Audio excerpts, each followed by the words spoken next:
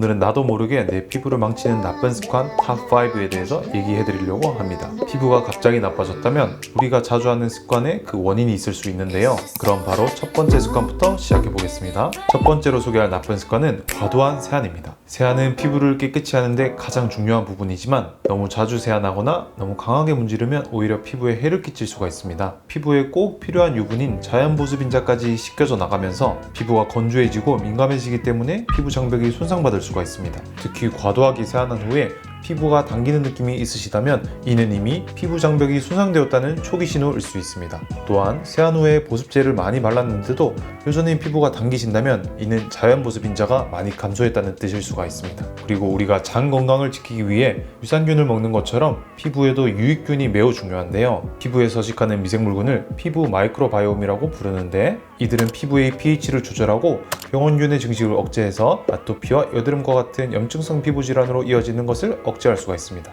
그런데 세안을 과도하게 하게 되면 피부 마이크로바이옴이 약해지고 병원균이 증식하게 되면서 우리 피부는 피부 질환으로 이어질 수밖에 없는 거죠. 그래서 세안은 하루에 2번 부드러운 세안제를 사용하되 아주 부드럽게 내 피부를 문지르는 것이 좋습니다. 우리가 아기를 세수시키는 것처럼 우리 얼굴도 아주 부드럽게 세안을 해주셔야 합니다. 또한 세안 직후에는 물기가 완전히 마르기 전에 보습제를 발라주셔야지 우리 피부가 촉촉함을 다시 회복할 수가 있습니다. 피부에 안 좋은 두 번째 습관은 얼굴을 손으로 자주 만지는 것입니다. 많은 사람들이 본인도 모르게 손으로 얼굴을 자주 만지는 습관이 있는데 이는 피부에 상당히 좋지가 않습니다. 저도 진료실에서 컴퓨터를 하다 보면 혼자 턱을 괴고 있다든지 인중을 만진다든지 이런 자세를 취하고 있는 경우가 많은데요. 손은 다양한 물체와 하루 종일 접촉하고 있기 때문에 다양한 세균과 바이러스가 항상 살고 있습니다. 이 세균들이 얼굴로 옮겨지게 되면 모공이 막히기 쉬운 부위에서는 모낭염과 여드름과 같은 트러블이 일어날 수가 있습니다. 또한 손톱으로 얼굴을 긁는다든지 하시면 미세한 상처가 생길 수가 있고 이러한 부분에는 염증이 생기고 세균이 증식하게 되면서 염증 후 색소 침착이라고 부르는 PIH가 생길 수가 있습니다. 이뿐만 아니라 얼굴에 반복적으로 가해지는 물리적 압력이 특정 부위에 잔주름을 더 만들 수가 있는데요. 예를 들어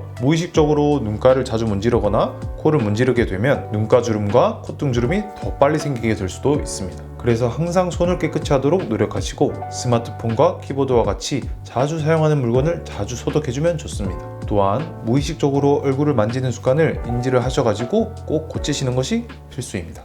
피부에 안 좋은 세 번째 습관은 수면 부족입니다. 수면은 피부 재생의 가장 중요한 부분 중에 하나인데요. 시험 준비로 밤을 며칠 새거나 야근을 며칠 한 경우에는 낯빛이 어두워 보이고 피부가 푸석푸석한 느낌을 받으신 적이 있을 겁니다. 이렇게 피부 건강과 수면이 관련이 있는 이유는 바로 호르몬 불균형 때문인데요. 잠을 충분히 잘 자면 성장 호르몬이 분비되면서 피부의 세포 재생이 잘 일어나고 코르티졸 분비가 감소하여 염증 반응과 피지 분비가 감소하게 됩니다. 반대로 수면이 부족해지면 성장 호르몬이 감소하고 코티졸이라는 호르몬이 증가하게 되면서 우리 피부의 DNA를 손상시키는 활성산소가 증가하게 되고 전체적으로 우리 피부는 안 좋아질 수밖에 없습니다. 따라서 하루에 7에서 8시간 정도의 규칙적인 수면을 취하는 것이 피부 건강에 정말 중요합니다. 자기 전에는 스마트폰을 멀리 하시고 편안한 환경에서 잠을 잘 주무시도록 노력하셔야 합니다. 피부는 잠을 잘 잘 때 회복된다는 것 꼭 기억해 주시면 좋겠습니다.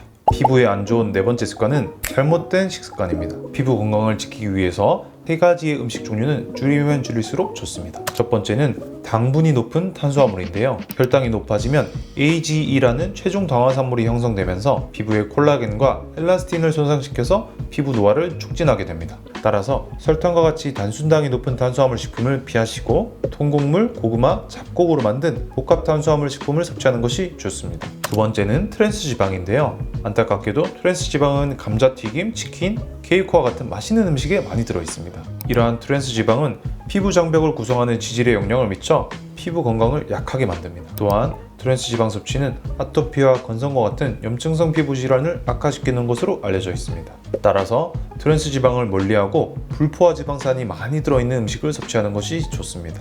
세 번째는 가공식품입니다. 가공식품에는 방부제와 인공 첨가물이 많이 들어갈 수밖에 없습니다. 이들은 항산화 작용을 방해하고 자유라디칼을 생성시켜서 피부 노화를 촉진합니다. 또한 파라벤과 인공색소와 같은 첨가물들은 민감한 피부에서 알레르기 반응을 유발할 수가 있습니다. 따라서 가공식품보다는 가능하다면 직접 만들어 먹거나 직접 만들기가 너무 힘들다면 요즘에는 샐러드와 포케 같이 맛있는 음식들도 많이 팔잖아요.